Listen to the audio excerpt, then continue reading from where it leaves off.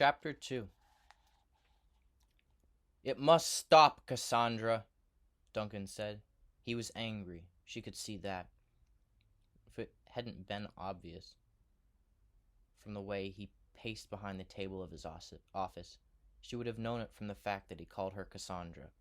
His usual name for her was Cass or Cassie, and today he was thoroughly annoyed with her. He had a full morning's work ahead of him. His desk was littered with petitions and judgments. There was a trade delegation from Teutland clamoring for his attention, and now he had to take time out to deal with a complaint about his daughter's behavior. She spread her hands palm out before her, a gesture that mixed frustration and explanation in equal parts. "Dad, You were just skulking around the countryside after midnight, stalking an innocent sentry, and then frightening the devil out of him with that damn sling of yours? What if you'd hit him instead of the spear?" "I didn't," she said sharply. "I hit what I aimed for. I aimed at the spearhead." He glared at her and held out his hand. "Let me have it," he said. And when she cocked her head, not understanding, he added, "The sling. Let me have it." He saw the determined set of her jaw before she spoke. "No," she said. His eyebrows shot up. "Are you defying me? I am the king, after all." "I'm not defying you. I'm just not giving you the sling. I made it. It took me weeks to get it just right. I've practiced with it for months so that I don't miss what I aim at. I'm not handing it over to you so you can destroy it. Sorry." She added the last word after a pause. "I'm also your father," he pointed out. She nodded acceptance of the fact. "I respect that, but you're angry, and if I hand over you my sling now, you'll cut it up without thinking, won't you?" He shook his head in frustration and turned away to the window. There was his study, a large, airy, well-lit room that overlooked the park. "I cannot have you stalking around in the dark, surprising the sentries," he said. He could see they had reached an impasse over the matter of the sling, and he thought it best to change his point of attack. He knew how stubborn his daughter could be. "It's not fair to the men," he continued.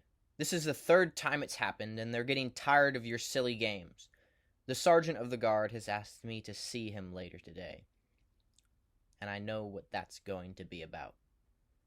He turned back to face her. "You've put me in a very difficult situation.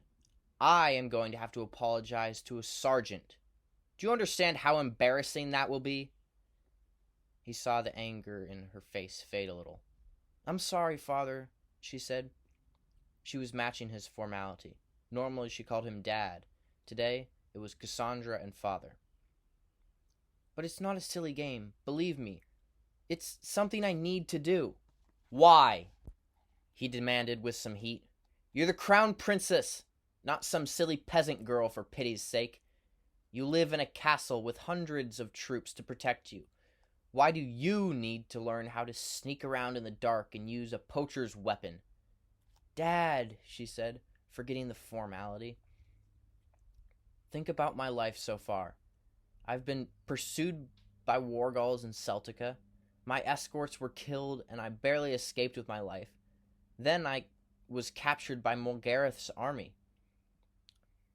I was dragged off to Scandia, where I had to survive in the mountains. I could have starved. After that, I was involved in a full-scale battle. Those hundreds of guards didn't exactly help me stay safe, did they?" Duncan made an irritated gesture. "Well, perhaps not, but let's face it," Cassandra went on. "It's a dangerous world, and as Crown Princess, I'm a target for our enemies. I want to be able to defend myself. I don't want to have to rely on other people. Besides," she hesitated, and he studied her more closely. "Besides," he required. Cassandra seemed to consider whether she should say it. Then she took a deep breath and plunged in. As your daughter, there's going to be a time when I should be able to help you, to share some of your load. But you do that! The banquet last week was a triumph. She made a dismissive gesture with her hands. I don't mean banquets and state occasions and picnics in the park. I mean the important things. Going on diplomatic missions in your name, acting as your representative when there are disputes to be settled. The sort of thing you'd expect a son to do for you. But you're not my son, Duncan said a little too softly. Cassandra smiled sadly. She knew her father loved her, but she also knew that a king, any king, hoped for a son to carry on his work. Dad, one day I'll be queen. Not too soon, I hope, she added hastily, and Duncan smiled his agreement with the sentiment. But when I am, I'll have to do these things, and I'll be a little late to start learning at that point. Duncan studied her for a long moment. Cassandra was strong-willed, he knew. She was brave and capable and intelligent.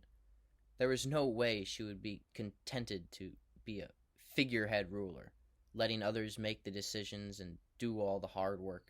He sighed. You're right, I suppose, he said. You should learn to look after yourself. But Sir Richard has been teaching you the saber. Why bother with a sling?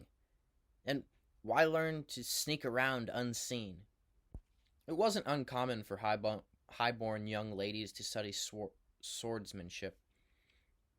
Cassandra had been taking lessons from the assistant battlemaster for some months, using a lightweight saber especially made for her. She turned a pained expression on her father. I'm all right with the saber, she admitted, but I'll never really be an expert, and that's what I'll need to be to hold my own against a man with a heavy weapon. It's the same with the bow. It takes years of practice to learn how to use one properly, and I just don't have the time. The sling is a weapon I already know. I learned to use it as a child. It kept me alive in Scandia. I decided it would be my weapon of choice, and I developed my basic skills until I was really expert. You should do that on a target range. You don't need to terrorize the sentries, Duncan said. She smiled apologetically. I'll admit, it's not been fair to them. But Geldon said the best way to practice was to make the situation as real as possible. Geldon? Duncan's eyebrows slid together in a frown. Geldon was a retired ranger who had an apartment of rooms in Castle Araloan. Occasionally he acted as advisor to Crowley, the ranger court's commandant. Cassandra flushed as she realized she'd given away more than she intended. I asked him for a few pointers on unseen movement, she confessed, and then added hurriedly. But he didn't know about the sling, I promise. I'll speak to him later, Duncan said, although he had no doubt she was telling the truth. Geldon wouldn't be fool enough to encourage her in the irresponsible practice sessions she devised. He sat down, breathing deeply for a few seconds to let the anger subside, and then, in a more reasonable tone, Cass, think about it. Your practice sessions could conceivably put you, or the castle itself, in danger. She cocked her head to one side, not understanding. Well, now that the sentries know what you're up to, they might just ignore the occasional noise or sign of movement outside the walls.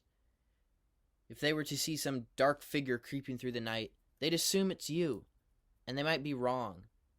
What if an enemy agent was trying to infiltrate the castle? That could result in a dead sentry. Would you want that on your conscience? Cassandra hung her head as she considered what he had said. She realized he was right. No, she said in a small voice. Or the opposite might happen. One of these nights, a sentry might see someone stalking him and not realize it's only the crown princess. You could get yourself killed. She opened her mouth to protest, but he stopped her with a raised hand. I know you think you're too skilled for that, but think about it. What would happen to a man who killed you? Would you want him to live with that on his conscience? I suppose not, she said glumly, and he nodded, seeing that the lesson had been learned. Then I want you to stop these dangerous games of yours. If you must practice, let Gordon work out a proper plan for you. I'm sure he'd be willing to help, and it might be harder to slip by him than a few sleepy sentries.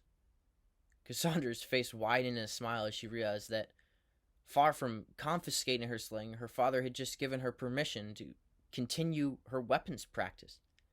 Thanks, Dad, she said, the eagerness obvious in her voice. I'll get started with him later today.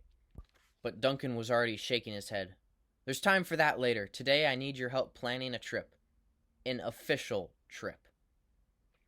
I want you to decide who should accompany us. And you'll probably need to have new clothes made as well. Proper traveling outfits and formal gowns.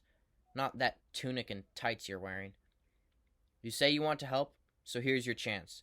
You're organizing everything. She nodded, frowning slightly as she thought over the preparations she'd have to make.